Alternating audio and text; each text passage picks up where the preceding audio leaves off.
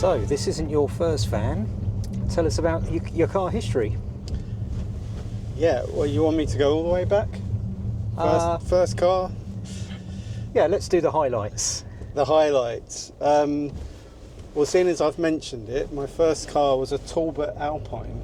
Okay, right.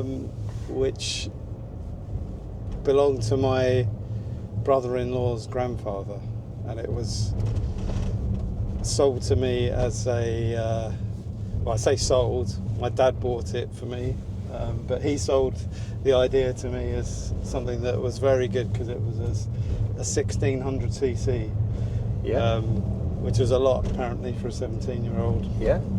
in the late 90s, but it was gold and very pedestrian looking, let's put it that way, and one of the front wings was black. So the overall look wasn't quite the XR2 I was looking for. No. But it served the purpose. It was comfortable. Then after that I had a red Ford Escort, sort of 19, I think it was a G reg, so it was like be a Mark III Ford Escort. Yes.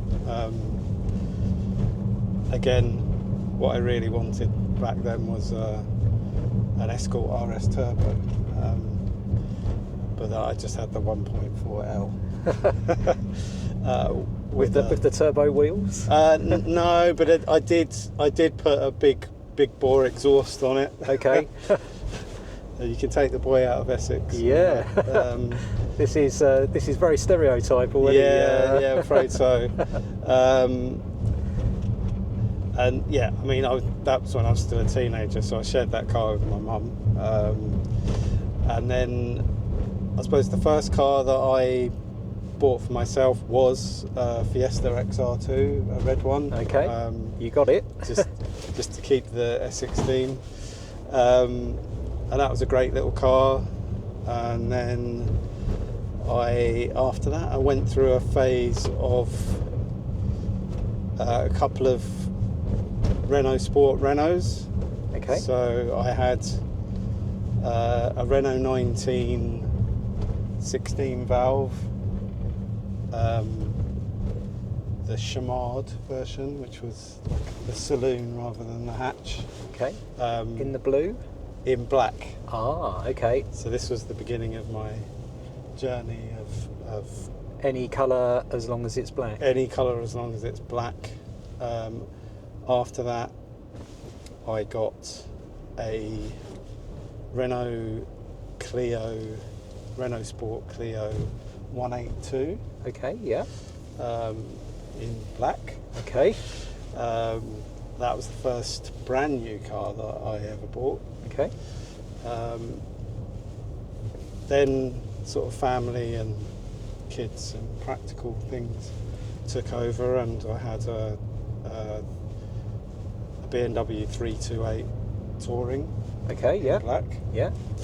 And then I had an Audi A4 Estate in black. Okay. And then I went back to BMW and had 325 in black. Okay. And then after that I bought a Land Rover Discovery Sport in black. Black. And after the Land Rover Discovery Sport, for my daily driver for a company car, I decided to take the plunge and give electric motoring a try, and got a Tesla Model Y performance variant in white. Okay. So that was the first time I really deviated from black for a long time on the car colours. And yeah, that's where that brings you up to date. And then obviously got this VW California in the metallic black, which isn't my daily driver.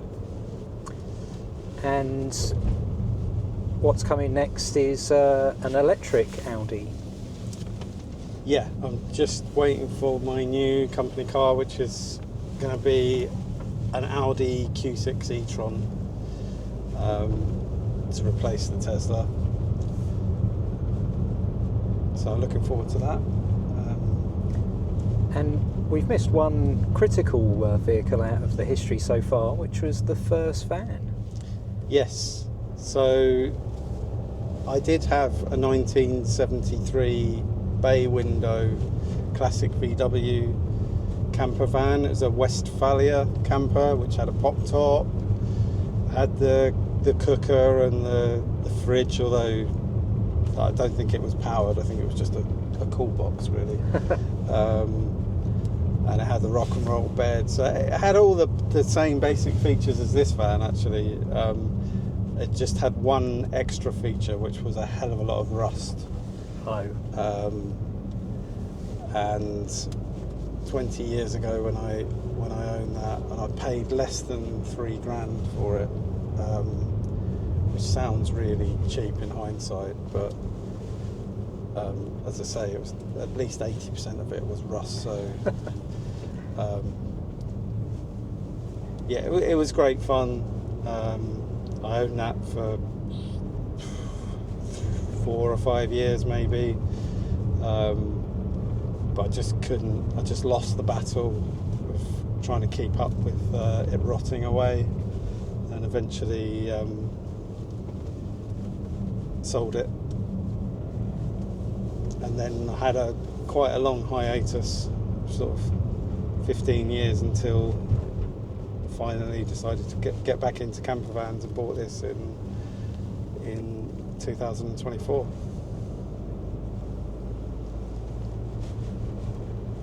Very good. Many years camping and motoring ahead.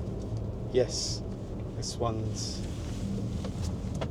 part of the family now, so definitely going to keep this for the long term.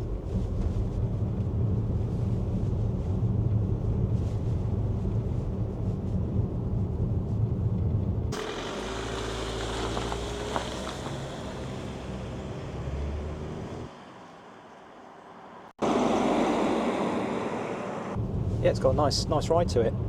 Yeah, that's what I mean. It's an odd one. It will definitely it will find a bump if it's there. Yeah. But the handling has improved tenfold.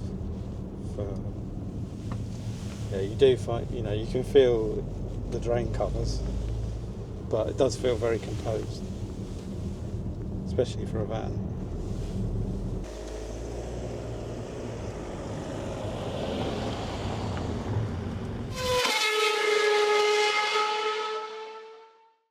You started your MSP to help business owners master technology.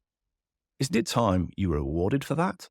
MSP Finance Team helps hard-working MSP owners finally get the profit, time, and control they deserve. With better financial and strategic insight, you can make better decisions, leading to more control, profit, and time. Our approach is unique. We focus exclusively on MSP businesses, and we meld bookkeeping, CFO as a service, accounting, and mentoring to help you get started, scale, or sell.